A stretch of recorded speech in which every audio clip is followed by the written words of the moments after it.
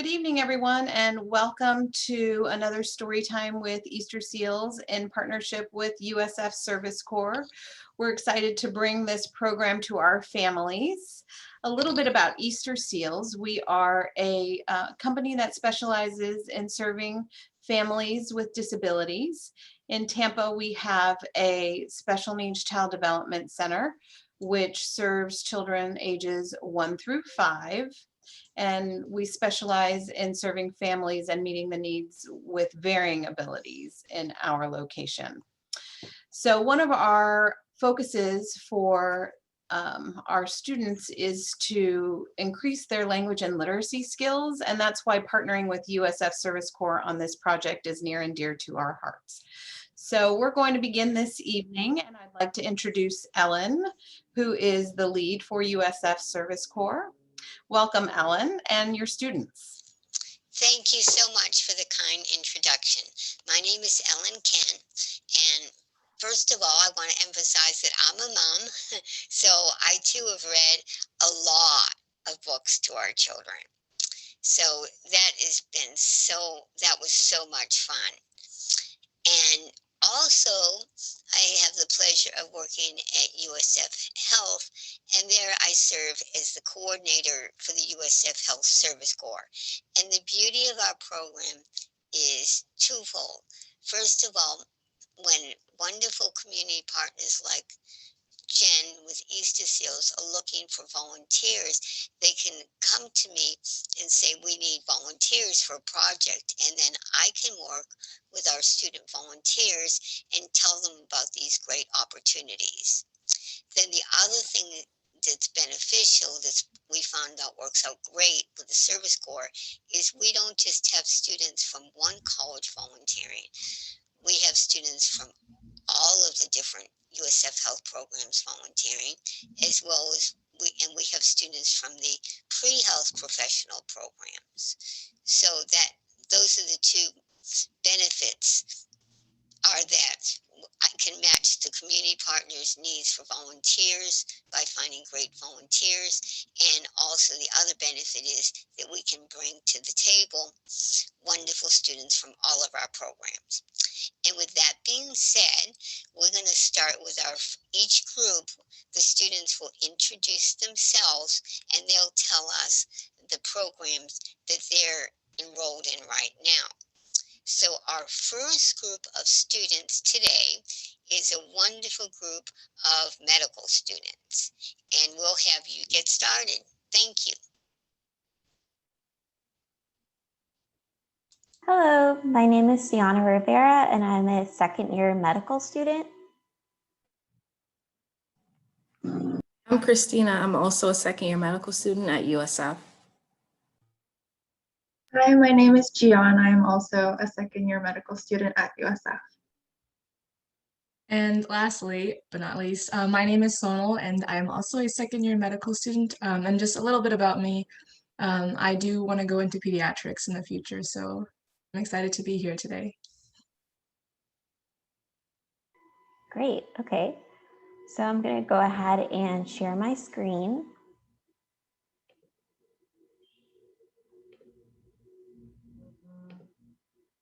Can you guys see it? Okay. So I put it to full screen. So the book we're going to be reading today is called It's Okay to Be Different by Sharon Purtill.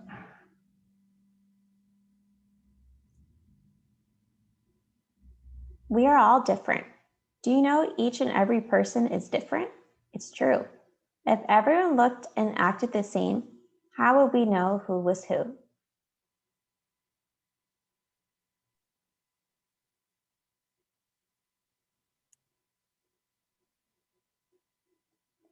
Some kids love to swim.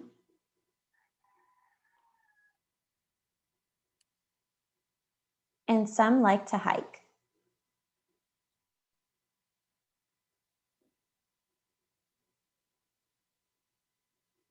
Some like to dance.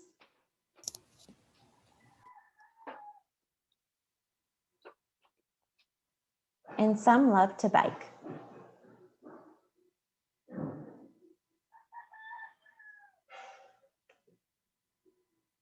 We are all different. Some kids love the color blue, and some adore yellow.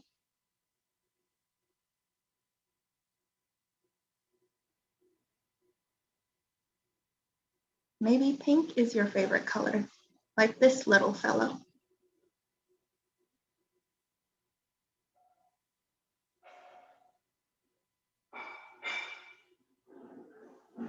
Some kids love to build towers out of blocks.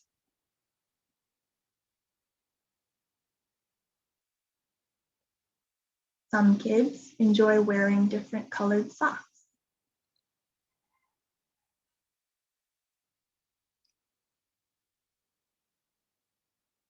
We are all different. Some kids have blonde hair and light colored skin.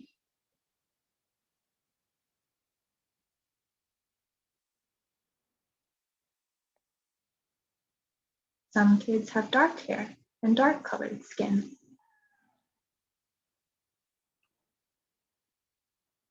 Some kids are big and some kids are small.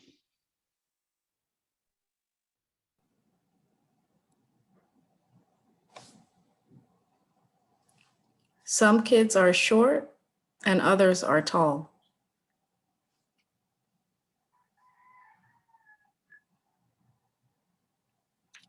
We are all different.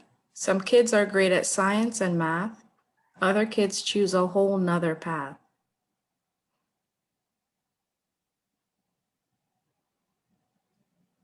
Perhaps playing sports or music's their thing.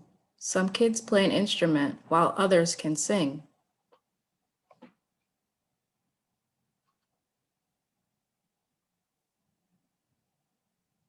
We're all different. Some kids wear glasses to help them see. Some kids talk with an accent that's different from me.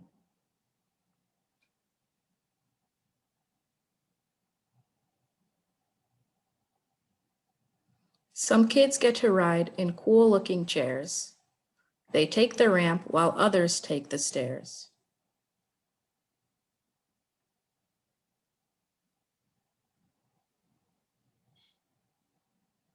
We are all different. Some kids have glasses, crutches, wheelchairs, and slings, but it's never okay to make fun of these things.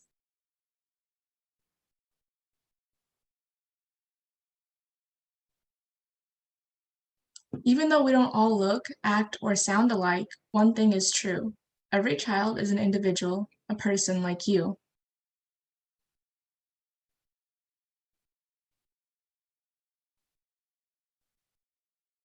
You should always be kind to those who are different from you.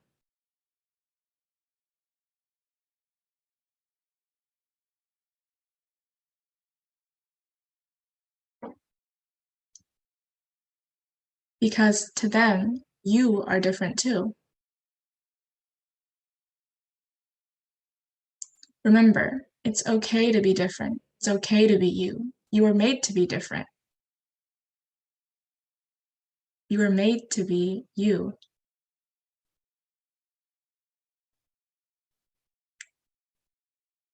It's okay to be different. Do you know is different from you? If you have noticed differences, maybe they have too. What about them makes them different from you?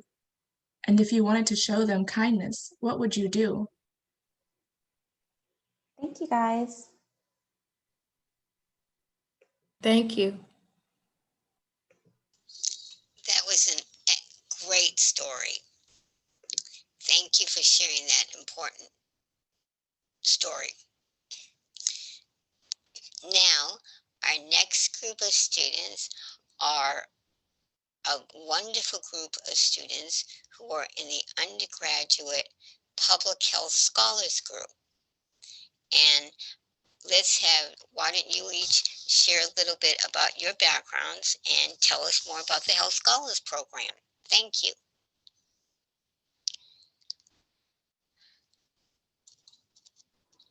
Hi everyone, I'm one of the students from the Public Health Scholars Program. My name is Madeline and I'm a senior studying public health. This program is for undergraduate students in this major to be able to have some leadership opportunities and learn more about our college. So we're really excited to be here to read to you.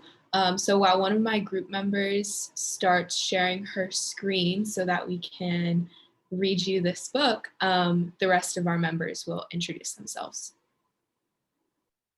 Hello, my name is Lynea, and I'm a College of Public Health. I'm a junior right now. My major focus on nutrition, and I would like to do something related to nutrition and child care in future. Hi everyone, my name is Sush. I'm also a second year public health student. I'm part of the Health Scholars Program, and I'm looking into going into the medical field, but using public health on a wider scale.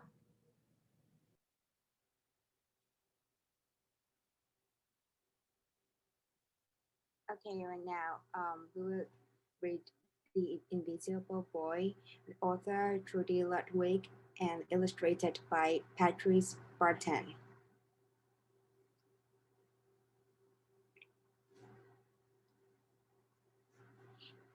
Can you see Brian, the invisible boy? Even Mrs. Calotti has trouble noticing him in her classroom. She's too busy dealing with Nathan and Sophie. Nathan has problems with what Mrs. Calotti calls volume control. He uses his outside voice inside too much. Sophie whines and complains when she doesn't get her way. Nathan and Sophie take up a lot of space. Brian doesn't.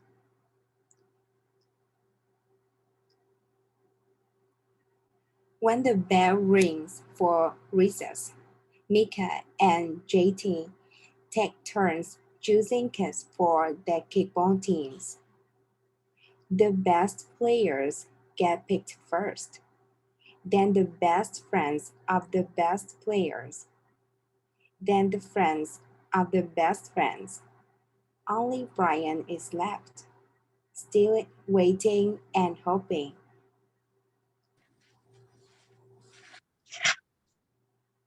JT glances in Brian's direction and just as quickly looks away. We've got enough players for each team, he tells the others.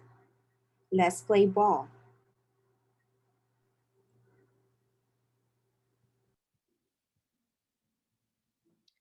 In the cafeteria, Madison and her friends talk about her birthday party. The rope swing over the pool was awesome, says JT. Yeah, so was the water slide, adds Fiona. That was the best pool party ever. I'm so glad you guys had fun, said Madison. Everybody did except Brian. He wasn't invited. At choosing time, while the other kids play board games and read, Brian sits at his table, doing what he loves to do best. He draws fire-breathing dragons scaling tall buildings, space aliens locked in intergalactic battles, greedy pirates digging for treasure, and superheroes with the power to make friends wherever they go.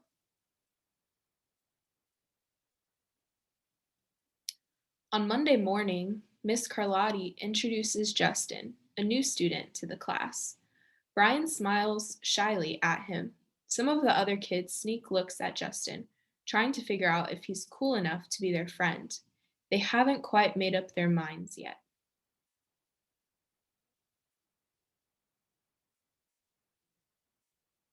At lunch, Madison and JT watch Justin eat with chopsticks. What's that? Asks Madison as she points at Justin's food. It's bulgogi. Bul what? Bulgogi. It's Korean barbecued beef. My grandma made it for me. It's really good. Do you want to try some? There's no way I'd eat boogeroni. And the kids laugh. All of them, that is, except Brian. He sits there wondering which is worse, being laughed at or feeling invisible. The next day, when Justin goes to his cubby to put away his backpack, he notices a piece of paper with his name on it. Justin, I thought the bulgogi looked good. Brian.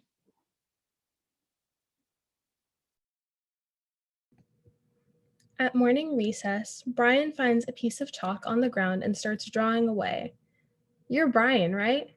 Yeah. Thanks for the note. Hey, Justin, Emilio calls out from the tetherball court. You're up next. Sorry, I gotta go, says Justin. By the way, that's a really cool drawing, he adds before taking off.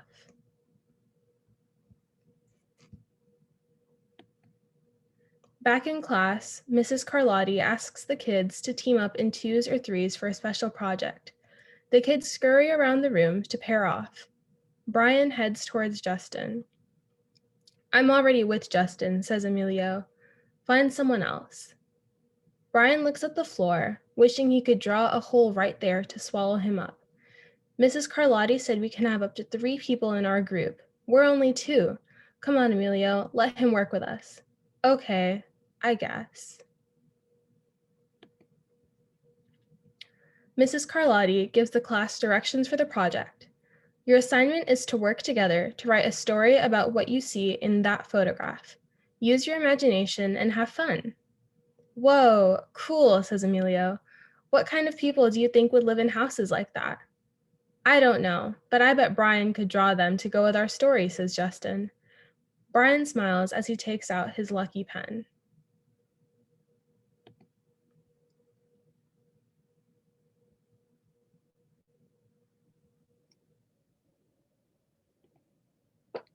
It's lunchtime again, Brian's least favorite part of the day.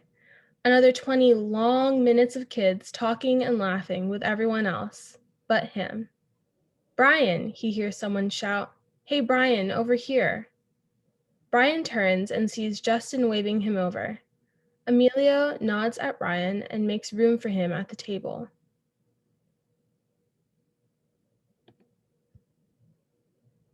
Maybe, just maybe, Brian's not so invisible after all.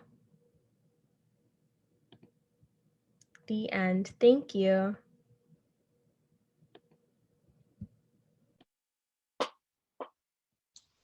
That was a wonderful story. So now our next group will be another wonderful group of pair of medical students, Thayer and Nick.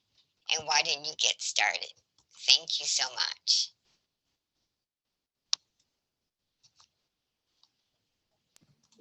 All right. Hi, everyone. I'm Nick. I'm a first-year medical student.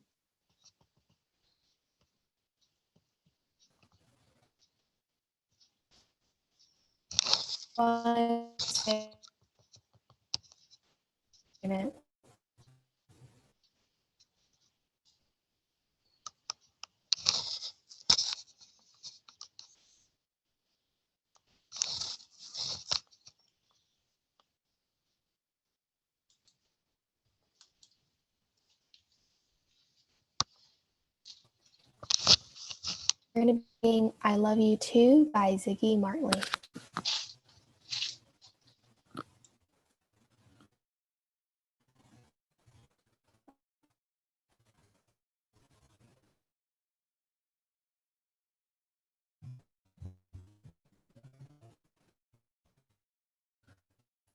I love you too.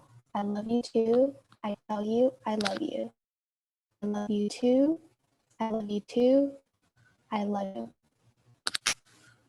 When you smile, I'll smile along. When you cry, my comfort comes. When you walk, I'll beside you, holding your hands. When the salt we play, I'll never be far away. When you tell you love me, this is what I'm gonna say.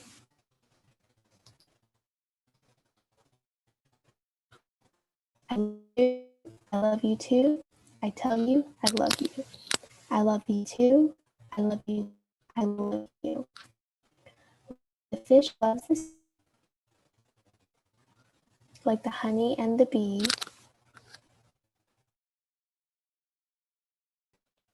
A lizard loves to climb up into a tree.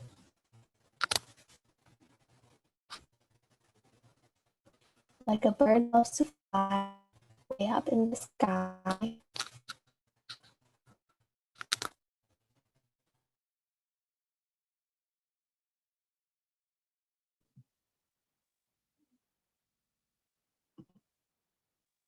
Like the grass loves to be green and the earth loves to be clean.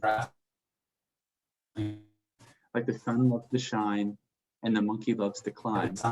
Hey, it happens naturally. And that's the way it's got to be. And the worm still loves to go way down low. I love you too. I love you too. I tell you, I love you. I love you too. I love you too. I love you. From the first time that I saw you, I knew that it was true. There'll be a lifelong to spend around the corner, around the bend, up the hills and through the valleys. No matter how things change, this one thing will remain the same. I'll sing it again and again.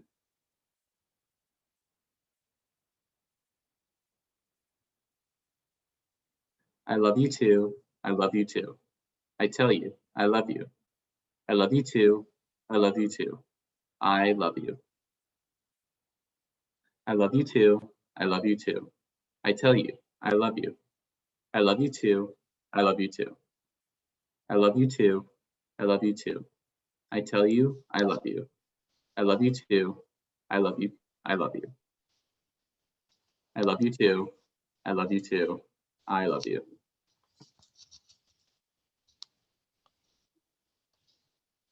And that's the book. Thank you. Thank you so much. It almost seems like we need a song to go to that. It could be a song. So thank you for picking that beautiful story. Now our next group is with the Judy Genshaft Honors College, and they're going to read a really wonderful story, and we'll have them get started. Thank you.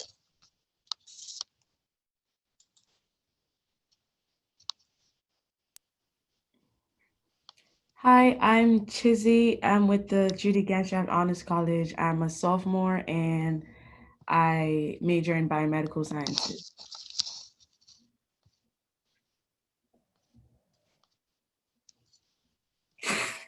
Hi, hello, my name is Angita Reggie. I'm a freshman and I major in biomedical sciences. I'm also part of the Judy Genshaft Honors College. Hi, I'm Megan. I'm majoring in biomedical sciences, and in the future, I hope to be a neurosurgeon, so that will be fun. And I'm also a part of the Judy Genshaft Honors College. I'll be sharing my screen right now.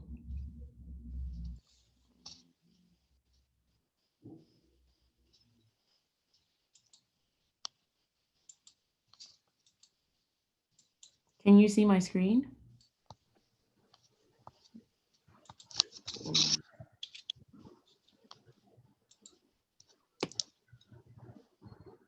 Megan, can you see my screen? Yeah. Okay. Yes. Thank you. Addition below 10. Oh, my bad. Okay, class, let's begin.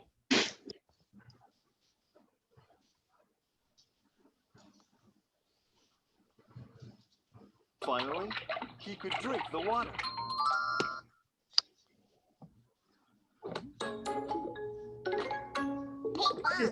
Chizzy, you might want to mute that. Okay. Oh, my bad. The Thirsty Crow. No problem. The Thirsty Crow. Oh, and another thing you may want to do is I think there's a way that you can, with your Can you enlarge it? Make it larger? Yeah. Sure. Right there. Yep. Full screen. Thank you. Should I start afresh? Would that make it better? No, that's good. Okay. He looked everywhere, but he couldn't find any. Oh, I'm so thirsty. Where can I find some water? After searching and searching, the crow finally found a bottle with some water in it. Whew, finally some water. The crow was excited. He could not wait to drink the water. But when he put his beak into the bottle, he could not reach the water. You see, there was only a little bit at the bottom. Oh, even though I found water, I still can't drink it. The thirsty crow thought for a moment and came up with a brilliant idea. Yes, that's it.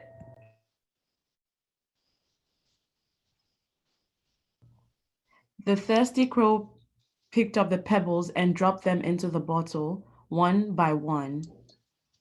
The water inside the bottle began to rise and rise until finally he could drink the water. Oh, finally, some water.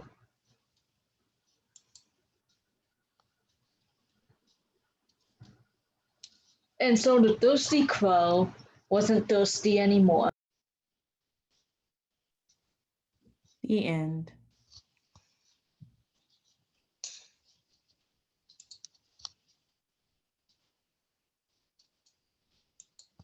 That was a great story. Definitely a great example of problem solving. And now our next group of students is with Phi Sigma Phi, and we'll let you get started. And if you can also share with us a little bit about your wonderful group, Phi Sigma Phi, that'd be wonderful. Thank you.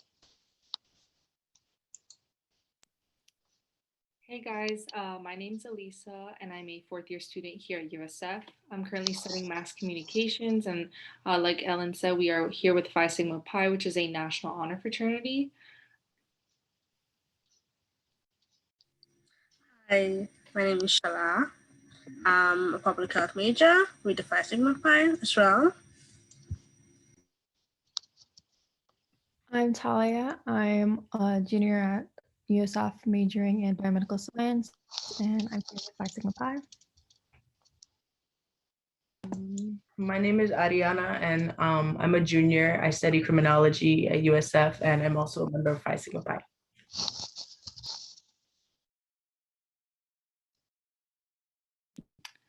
So the story that we're going to be reading today is Ginger the Giraffe.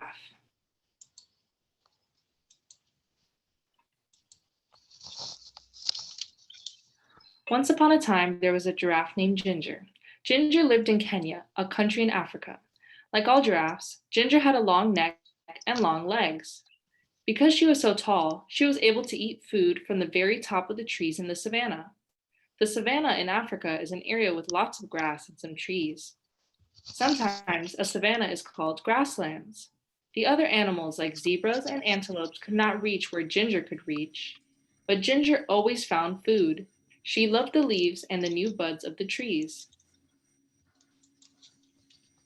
One day, Ginger was busy eating her favorite leaves along with some other giraffes. It was a bright, sunny day and there was not a cloud in the sky. It had not rained for a long time, so the grass was very dry. She heard a noise down at the bottom of her extra long legs. It was her friend, Mickey the monkey. Mickey was trying to say something, but Ginger couldn't understand what he was saying. He looked very tired. "What's wrong?" asked Ginger. Ginger was a very kind giraffe and wanted to help everybody. Just then, Mickey fell over. Ginger was also a smart giraffe. She knew what was wrong. Mickey couldn't find anything to eat, and he was very hungry. Ginger nibbled some fresh, tender leaves and buds from the top of the tree while she was eating. She dropped some of the leaves and bud to the ground near where Mickey was. Then she nudged him a little with a hook at the bottom of her very long leg. "Wake up, Mickey," she said, "Ginger. I found something for you to eat." Slowly, Mickey sat up and ate a little. After a while, when Mickey was feeling better, Ginger asked him, "What happened, Mickey? Why are you so hungry? Why can't you find anything to eat?" Mickey said, It hasn't rained for so long, and now there's no more food. That's not good, Ginger. What happened with the other animals? No one knows what to do, answered Mickey. All the zebras and the antelopes and the elephants are getting worried about the dry grass.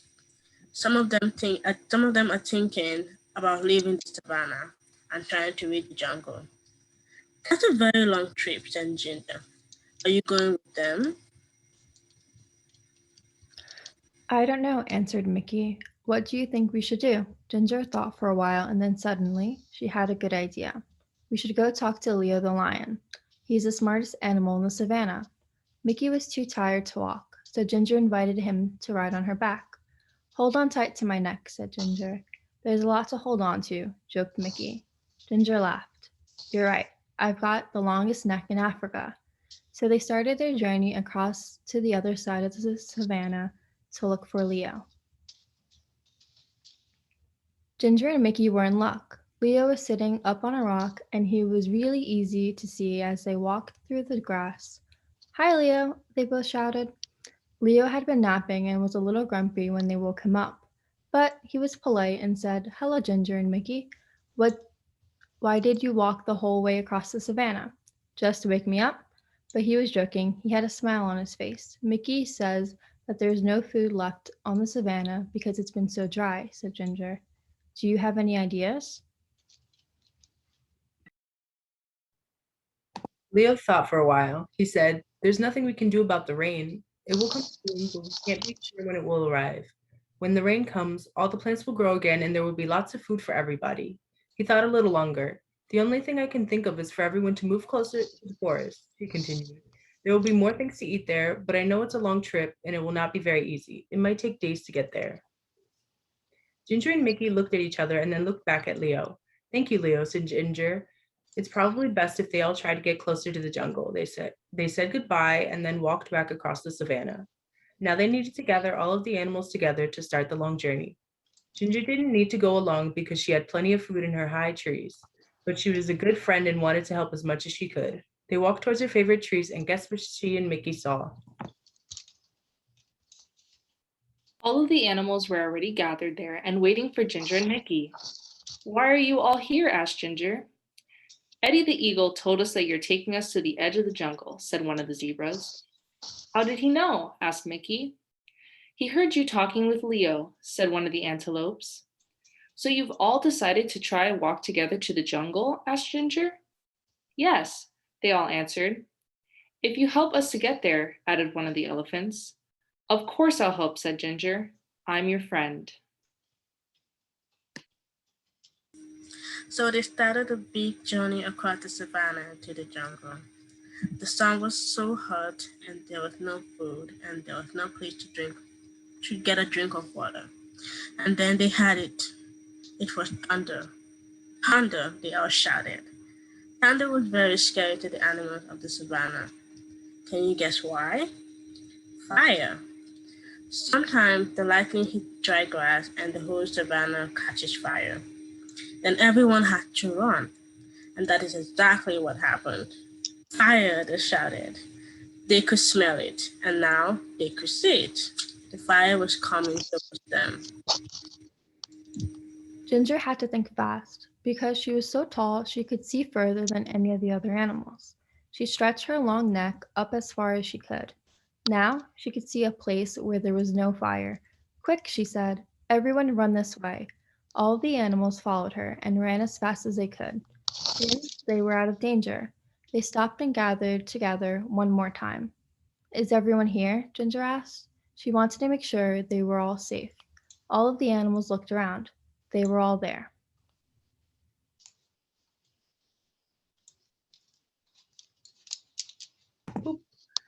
And then the most wonderful thing happened. I felt a drop, said a zebra. Me too, said an antelope. It was rain. Finally, everyone was very happy. It started to rain a little more and then a little more. The rain put out the fire so they didn't have to run. And the fire filled their watering holes and made the plants grow again, so they didn't have to make that long trip to the edge of the jungle. Everyone would soon have enough food and water. So Ginger, the giraffe, went back to her favorite tree and continued to munch on the leaves and buds.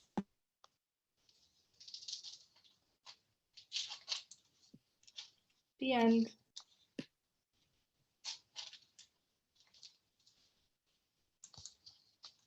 What a beautiful, upbeat story. And also that's what we have to do in the healthcare field is we all have to work as a team. So this is a great story. Thank you. And now our next group will be another wonderful group of students from Phi Sigma Phi. And would you like to get started, Tony, Ashley, and Gabrielle? Hi, Tony had some tech issues today, so she couldn't be with us, but I'm Ashley Cole. I am a junior. I'm majoring in political science and minoring in criminology. I'm really excited to be here today and be able to read a story with you guys. Hi, I'm Gabriel Gomez, and I have a biomedical sciences major, and I'm part of Phi Sigma Pi.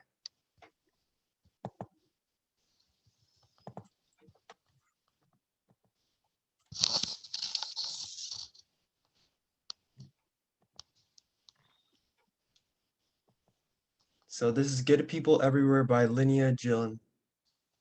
Today in neighborhoods and all over the world, millions and millions of people are doing very good things. Today, carpenters are building fences and houses and repairing homes that have been damaged by storms. Today, moms and dads are cooking dinners for their families, and cooks are working in kitchens making meals for people who don't have homes. Doctors and midways babies are delivering, gently passing into the eager arms. Teachers are teaching math, spelling, and reading skills. Musicians are opening their hearts and playing beautiful music. And dancers are leaping across dance floors, practicing performances that will bring joy to their friends, their family, and their communities. Today, people are planting seeds, picking fruits and vegetables, and driving them to grocery stores all around the world so you can have a ripe, juicy orange in your lunch. Today, a child is trying her very best to do well on her science test, and a teenage boy is helping a young child who is sad and lonely.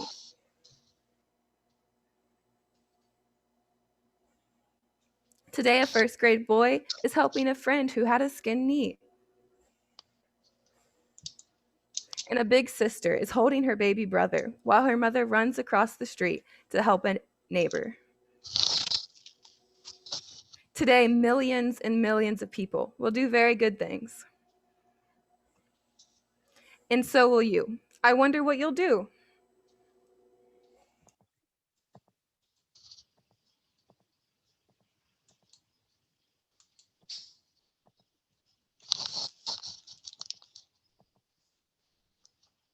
So that concludes our presentation of our book, Good People Everywhere. And that was of another upbeat, positive story. And thank you. And I think let's get a group picture of all of our students waving goodbye to everyone. And we can thank our students for joining us. So I guess we'll minimize that. Can we minimize your screen, Gabrielle? You want to stop sharing? Yes. Yes, if you could stop sharing. And then we'll get one picture of all of our wonderful USF students waving goodbye.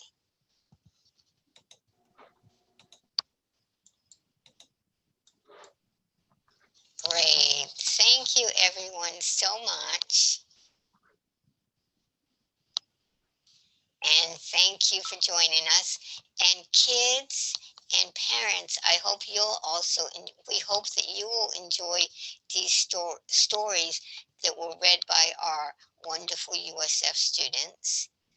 And we hope that you'll also take time to talk about these stories with each other, because each one of the stories that our students selected really does have a great point to it and great ideas behind it, like the last one about good people everywhere. So thank you all so much and have a wonderful day.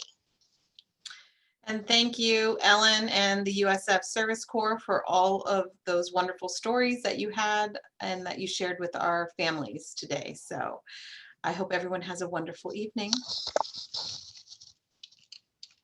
Thank you. Thank you.